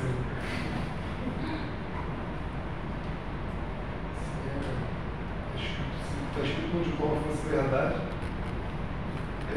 Defina agora, vamos fazer o seguinte, então a gente tem esse R, a gente tem esse lema, a gente mostrou isso, então a gente sabe que esse R atuando nessa base específica, essa base existe, e ela permite que R atuando nela basicamente dê fases. É isso que a gente está interessado. Agora eu vou definir, né? Então eu sei bem quem é R, eu sei como ele está atuando numa base dada de interesse. Agora eu preciso saber assim, como é que eu posso construir esse meu X para poder provar que isso é verdade? Porque se sempre existe uma base, eu conseguir mostrar que aquela igualdade é verdade nessa base, construindo um X conveniente, eu acabei de mostrar que isso é verdade sempre. Porque se o operador é igual ao outro numa dada base, ele é igual para qualquer base. Ele é o mesmo operador, perdão. Então vamos definir. E mais uma vez, não sou eu que estou criando essa criança, essa é a opção, tá? Esse pedaço aqui é roubado. Defina o operador X tal que.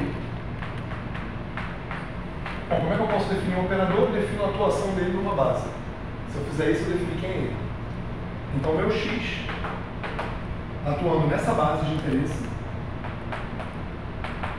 é igual ao θi vezes esse lambda i. Então, eu vou definir um X atuando na minha base, me dando esses θi's como autovalores. É só colocar eles na diagonal. Beleza. Se eu tomar a exponencial desse cara agora, exponencial de x, e ver como é que ele atua na minha base lambda i, exponencial de operador que vai dar 1 mais ix mais ix sobre 2 mais, vou expandir em potências. Cada x vai bater nesse lambda i, vai me dar um θi, vai me dar uma base aqui, 1 mais i θi mais 1 sobre 2 i θi, popopó. Isso aqui basicamente eu posso recompor na minha exponencial novamente, depois de atuar nessa base, vai me dar i θi atuando nessa base. Ora, mas i θi nada mais são do que os próprios lambda i.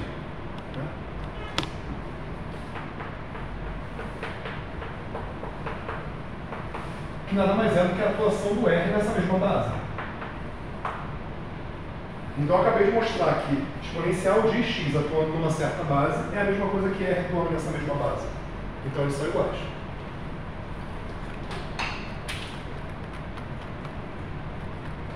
Eu não estou dizendo que isso é verdade para qualquer x, eu quero dizer que existe um x para o qual isso é verdade. Construído dessa forma.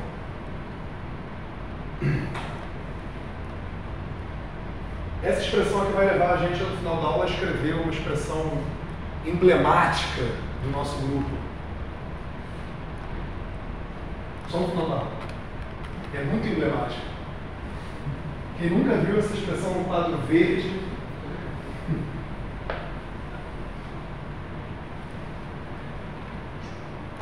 causa arrepios em uns, frustração em outros, mas não deixa ninguém sem sentir nada, né? Então, quase lá. Deixa eu pegar um X. Muito bem. Então, a gente descobriu que a gente pode escrever isso, né? Para algum X malandramente construído. Mas a gente tinha um vínculo, né? A gente tinha assim, olha, eu tenho R dagger, R é igual a 1. Então, se eu quero expressar agora esse R em função do X, eu tenho que saber como é que esse X muda, né? R dagger é igual a 1. E X, o que acontece quando eu faço isso? Isso aqui é a mesma coisa que dizer que R dagger é igual a R menos 1. Beleza? Só passei, multipliquei por R menos 1 pela direita. Agora eu posso substituir. Aqui eu vou ter o dagger vai pegar o I, vai dar menos I.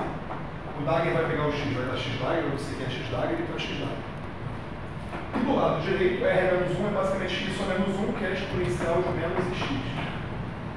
Agora eu posso expandir em potências, comparar ordem a ordem, se eu quiser, ou só comparar diretamente, né? A exponencial me permite fazer isso. Então eu vou concluir que menos I x dagger é igual a menos ix, ou seja, x dagger é igual a x. Essa versão simplificada daqui para cá, quem fez foi o Emerson, não foi o Thiago. A do Thiago dava mais volta. A minha era pior ainda. Mas não é só isso que define o S2. Tem outra condição, o determinante tem que ser igual a 1. Essa eu não pensei no jeito fácil de fazer ainda, então a gente vai ter que usar ela.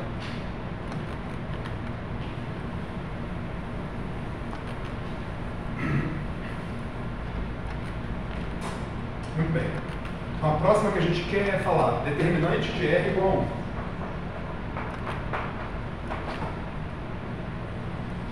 E sobre o X? Vamos lá. Determinante de R é igual a determinante de exponencial de x. Agora, lembra?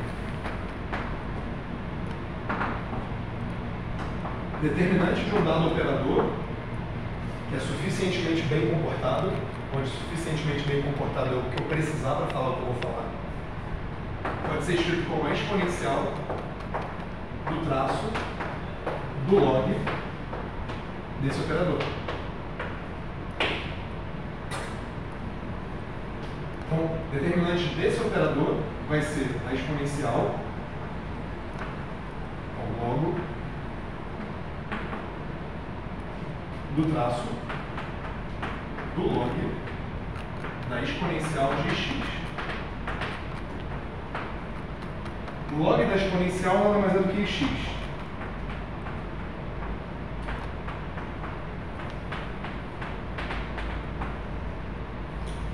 O traço é linear, então eu posso tirar esse i daqui.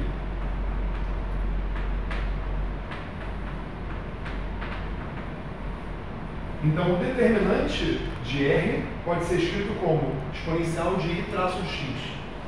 Só que esse determinante do R, no caso do SU2 ou do SUN qualquer, é 1. Então eu posso agora impor, se eu tivesse giz colorido seria ótimo. Eu não tenho giz colorido, tenho giz colorido. Acabei de descobrir que eu tenho giz colorido.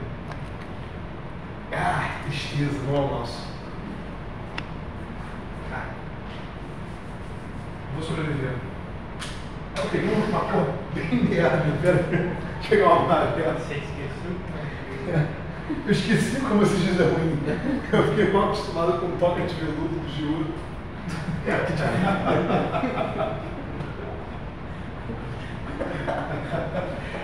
O giz de ouro é tão bom que o Emerson se destempou para cá só para receber um pouco. Então, se o determinante de R é igual a 1, para transformações do SUN, exponencial de i traço de x tem que ser igual a 1. Isso só pode ser verdade se o traço de x for 0. Isso aqui implica traço de x igual a 0. Maravilha. Então a gente tem, dada essa nova forma de escrever a nossa transformação do SU2, a gente pode escrever como exponencial de um termo, assim, exponencial. E as condições do S2 de unitariedade, a condição de S2 de unitariedade pode ser lida como uma hermeticidade para x, e a condição de ter determinante 1 pode ser lida como ter traço zero para x. Portanto, eu acho.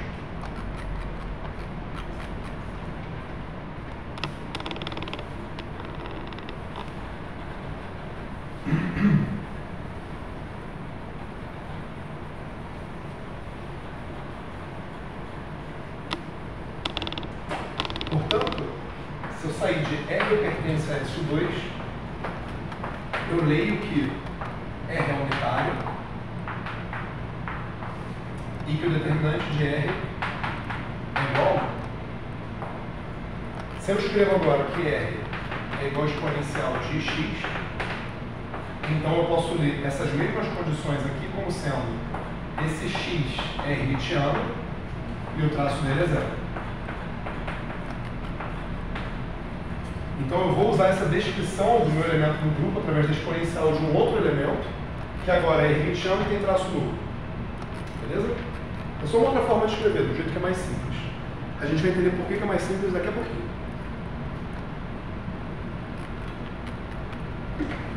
Por enquanto eu sou maluco, né? E a volta ao mundo só para escrever um cara de outra forma. É o que a gente faz na física de partículas, é isso. Dá a volta ao mundo um monte de vezes. E pasme, às vezes a gente dá a volta ao mundo, volta para o mesmo lugar e está diferente. Só mais uma volta.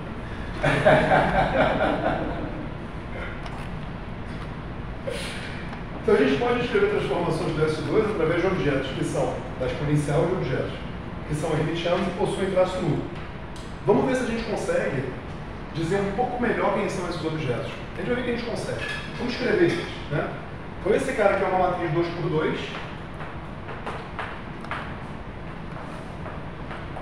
Eu estou pensando em S2, né? Então seria M por N. Essa matriz é hermitiana. Então vamos, se ela é hermitiana, isso implica que tomar o dagger dela, vou botar o dagger aqui do lado, aí ferrou, aqui é star, aqui vai vir B star, C star, D star. Se ela é igual a ela dagger, significa que A é igual a A estrela, ou seja, A é um número real. Então vou botar como um símbolo aqui, não leve muito a sério, só botar um módulo para a gente lembrar que ele é real. Tá? A mesma coisa vale para D. D é igual a D estrela, então D é real. Agora, B igual a C estrela, B estrela igual a C. Mesma condição, né? Então aqui eu tenho um B, sei lá, aqui eu tenho um B estrela. Então, bom, aqui eu tinha dois números complexos, perdão, 2 graus de liberdade, que é um número complexo, 2, 2, 2, como antes, 8. Não é coincidência. Naturalmente, se a gente tinha 8 graus de liberdade, só tomando exponencial, a gente não vai deixar de ter, né? Mas agora, quando eu imponho esse vínculo, aqui eu sei que esse cara é real, então aqui eu tenho só 1 grau de liberdade, aqui eu tenho 1 grau de liberdade, e aqui eu vou ter mais 2 graus de liberdade, somando 4, portanto.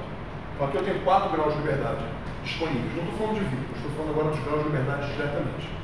Se alguém não entender isso que eu estou falando, pode perguntar. Mas ainda falta impor a segunda condição, o traço tem que ser zero. Então o traço ser zero significa que esses dois caras têm que somar zero, né?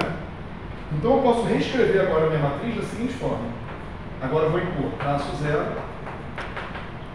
Isso aqui implica que módulo de A, vamos botar assim, né? É igual a menos módulo de D. Esse módulo aqui, por favor, quando vocês forem escrever no caderno, se forem escrever, lembrem que é só para indicar que é um número real, né? Ou uma parte real de A, sei lá, de A, se quiser. A x genérica, então, pode ser escrita como um alfa, que vai ser esse símbolo aqui, menos alfa aqui, porque o traço tem que dar zero. Agora eu vou inventar aqui esse objeto que eu vou chamar de beta mais I gama. E aí esse cara tem que ser o conjugado complexo dele. Então é beta menos I gama. Onde alfa, beta e gama são números reais. Então eu consegui descrever o meu x usando 3 números reais no final do dia. Né? Alfa, beta e gama pertence a R. Beleza? Mas essa transformação x está muito sugestiva. Essa matriz está muito sugestiva. Vamos abrir ela um pouquinho mais. Porque ela tem cheiro de alguma coisa que a gente conhece. Cheiro do cara que eu odeio de Eu posso escrever, vou botar esse alfa para fora. Bota para fora sem medo de ser feliz. 1, 0, 0, menos 1. Eu acho que dá 0. Mais, a mesma coisa com beta. 0, 1. 1, 0. Mais, sobrou o gama. Ou seja, ele não reconheceu as amiguinhas, né? Eu posso escrever a matriz X como sendo alfa sigma Z mais beta sigma X mais gama sigma Y. Ou seja, qualquer matriz hermitiana de traço nulo pode ser escrita como uma combinação linear de matrizes de Pauli. E essa matriz aqui, que é a matriz mais geral hermitiana de traço nulo, se exponenciada, vai dar origem à matriz mais geral do S2, as matrizes unitárias com determinante 1.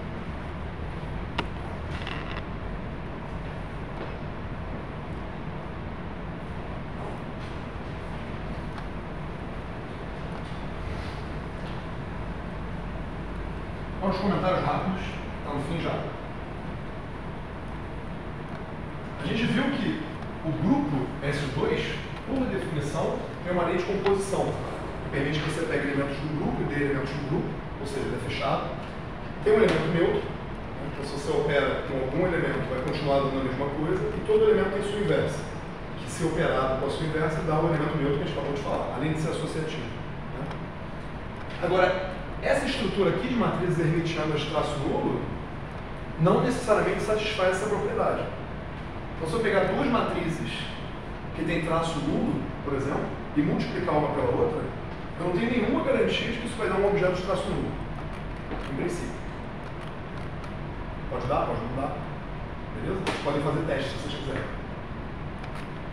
Mas tem algumas coisas que eu posso fazer que deixam o traço nulo com matrizes de traço nulo. Por exemplo, o que eu posso? Eu pegar uma matriz X tem traço nulo. Que operação eu posso fazer em X e ainda vai ser de traço nulo?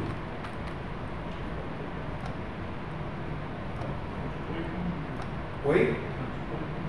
Transpor. Vamos lá. Transpor é uma. Então, se eu transpor, o traço é nulo, transpus é nulo, beleza? Conjugar também, tá bom, o traço de X é nulo, se eu conjugar ainda é traço nulo, mas eu estou querendo pensar alguma coisa mais operacional em relação a outros elementos, tá? Pode ser, não é isso que eu quero ainda, mas vamos lá. O que mais que eu posso fazer? Eu tenho uma matriz de traço nulo, eu tenho outra matriz de traço nulo. O que eu posso fazer com elas e ainda vai dar traço nulo? Somar. Somar. A primeira coisa que a gente pode pensar é traço de A mais B é traço de A mais traço de B. Se A e B tem traço nulo, A mais B tem traço nulo. O que mais que eu posso fazer nessa mesma linha de somar? Subtrair. Essa eu não esperava, mas é verdade, de fato. Multiplicar por um escalar, é isso que eu queria, na verdade, mas o subtrair foi muito bom. Então, a gente tem matriz de traço nulo, que se a gente somar a matriz de traço nulo, dá matriz de traço nulo. Se a gente multiplicar por um escalar a matriz de traço nulo, dá uma matriz de traço nulo. A mesma coisa vale para as hermitianas. Então, eu posso multiplicar por um escalar ainda hermitiano, né? Escalar real, pelo menos. Posso somar duas matrizes hermitianas e der uma matriz hermitiana. Isso está com uma cara muito boa de alguma estrutura que a gente usa o tempo todo na física, né?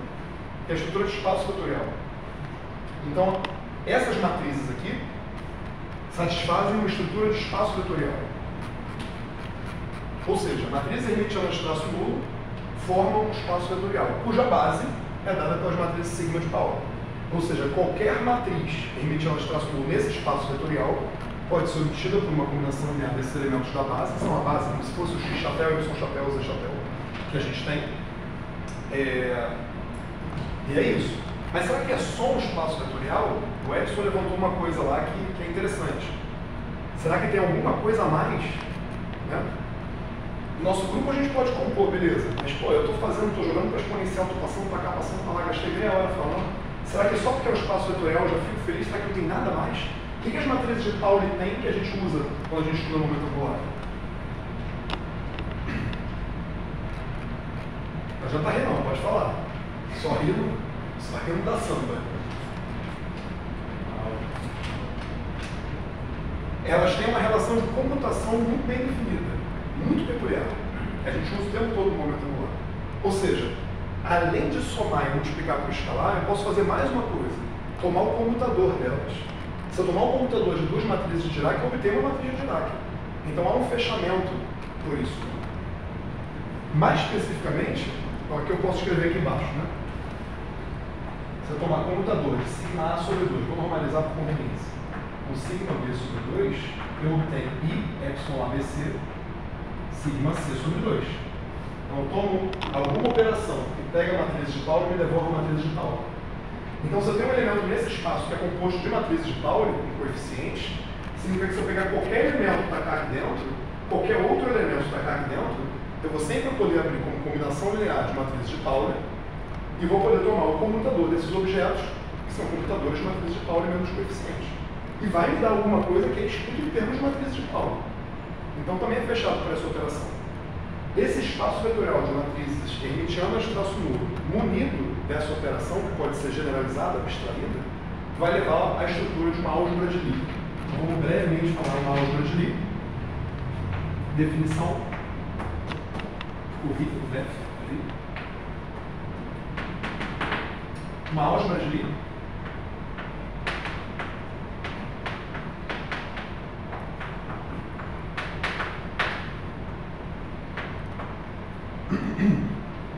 é um espaço vetorial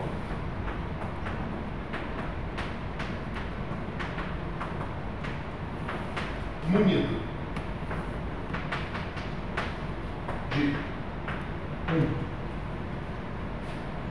de uma operação adicional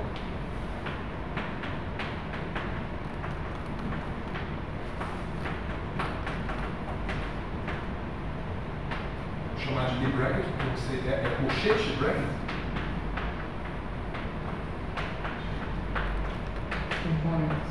É parênteses. Parênteses de Lie. Parênteses de Lie, munido de uma estrutura adicional de parênteses de Lie. Que eu vou definir dessa forma, então eu pego alguma outra coisa que está na minha álgebra, produto com a minha álgebra, e eu levo na minha álgebra. Eu pego alguma coisa escrita com matriz de sigma, alguma outra coisa escrita com matriz de sigma, por exemplo, eu atuo com essa operação e me devolve alguma coisa que eu posso escrever como matriz de sigma. Tá ok?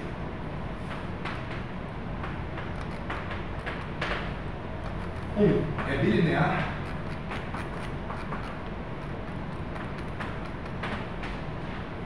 Então, com isso eu quero dizer, por exemplo, alfa x mais beta y z é igual a alfa xz mais beta yz. E vale também se eu trocar, né? Se eu fizesse agora x aqui, alfa y mais beta z, eu poderia escrever a coisa análoga. Além de ser linear, é antissimétrico.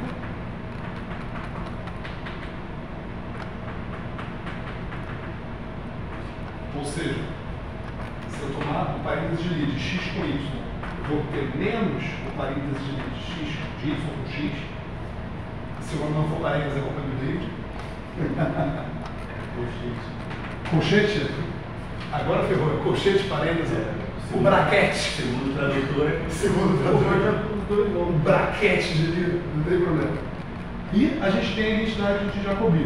Jacobi, sei lá como é que se fala isso. Que é basicamente, se eu tomar o colchete, o parênteses, o troço de x, aqui, né? O troço de x com o troço de yz, mais, preguiça de escrever, vou escrever cíclica, dá zero. Tá bom, quadro? Paciência, eu vou escrever na parede. Muito menos do que apagar e escrever do outro lado. Ou seja, se eu fizer x com y com z, mais z com x com y, mais y com z com x, a soma tem que dar zero. Essas propriedades são óbvias se você pensar no computador. Mas essa operação que eu estou definindo pode ser qualquer outra coisa que satisfaça essas propriedades, não precisa ser um computador. O computador é um caso particular. Então, o que a gente está interessado se a gente está falando de representações dos elementos do nosso grupo e da nossa álgebra. A gente, no final do dia, vai ter matriz e vai tomar computadores. Mas é uma noção abstrata, mais geral do que isso. Beleza? Então, essa estrutura de matriz hermitiana de traço nulo, que a gente está colocando na exponencial para poder falar de um elemento do grupo, tem uma estrutura matemática muito rica de álgebra de Lie. Naturalmente, o SU2, SUN, SU qualquer coisa, é um grupo de Lie e associado a ele tem uma álgebra. Não é de graça que vem essa estrutura, é devido às propriedades matematicamente ricas do grupo de Lie. Que a gente estava falando desde o início. Né? Só vou fechar a aula de hoje fazendo um comentário aqui e depois escrevendo a fórmula emblemática.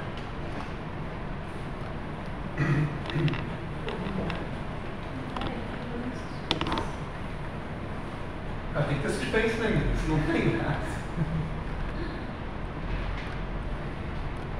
Tudo que a gente fez para o SU2, vocês podem fazer para o SU3, então exercício.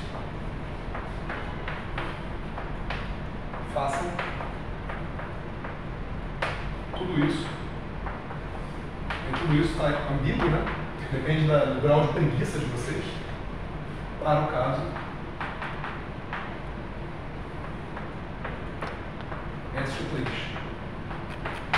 Ou seja, conte graus de liberdade.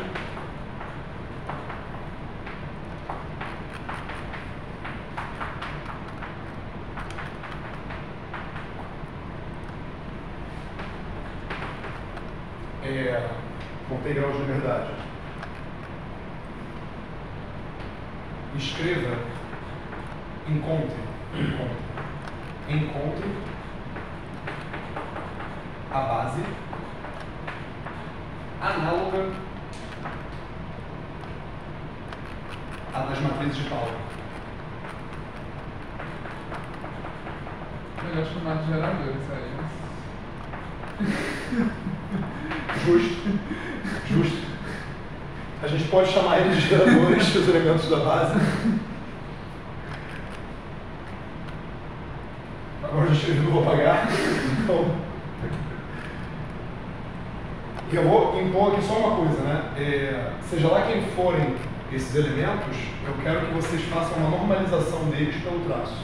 Então, vou dar um nome qualquer para esses elementos. Vou tirar aqui qualquer um, aleatório, lambda, por exemplo.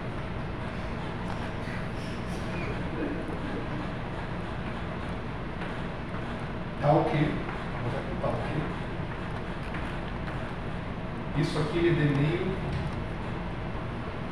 de delta B, porque essa é a normalização das matrizes de Pauli. Então vocês podem achar geradores lambda A, vários deles, vocês vão contar a condução, porque conta os graus de liberdade. Né? Graus de liberdade, bom, vocês entendem, né? E vocês podem achar vários deles se você não impuser uma normalização. Estou normalizando com a normalização usual, para vocês encontrarem as matrizes usuais e poder olhar no grupo se vocês encontrarem as matrizes certas. E depois, generalize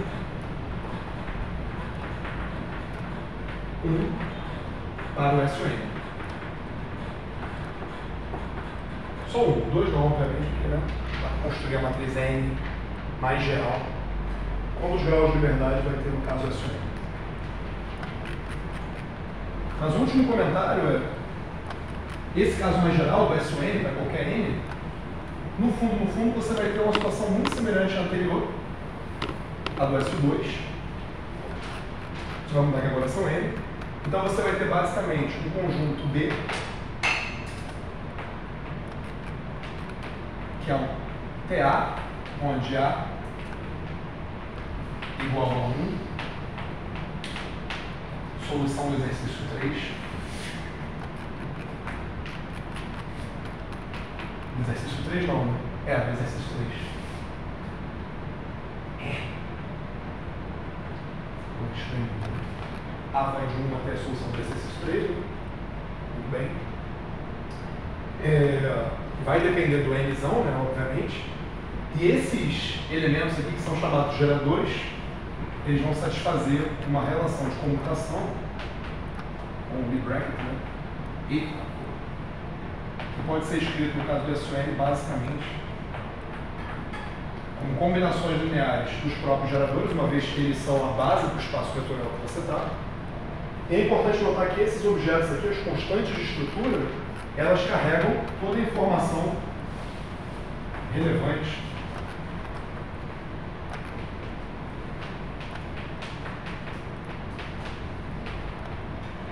chamadas constantes de estrutura, carregam toda a informação relevante sobre a sua álgebra e, portanto, sobre o seu grupo. Em particular, as constantes de estrutura, não vamos mostrar aqui, mas tem em algum curso do chão, elas determinam a lei de composição do grupo. Então, elas têm realmente muita informação sobre o seu grupo. No caso ali é Epsilon, né? No caso mais geral, uma FABC qualquer. Então, se a gente quer falar de matrizes do SON, no final do dia, a gente pode tranquilamente escrever que R é igual a exponencial de I, certos parâmetros com seus geradores, combinação linear dos geradores, onde esses geradores são hermitianos e possuem traço nulo. Você tem uma estrutura geral aqui. O que a gente vai fazer a partir da próxima aula é estudar as teorias de Gauge que são obtidas quando a gente considera esse grupo aqui no lugar de uma fase. A gente vai ver que a estrutura física que emerge é muito mais rica e é uma generalização do eletromagnetismo. Agora a fórmula emblemática para a gente ir para casa.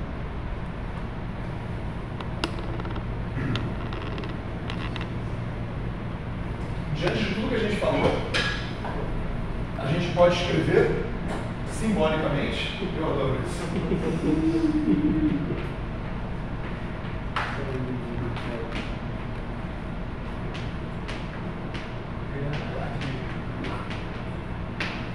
que o grupo é a exponencial da álgebra. Obrigado. David, na casa não entendeu, né? Não, eu estava esperando algo mais importante. É melhor não vender um peixe assim.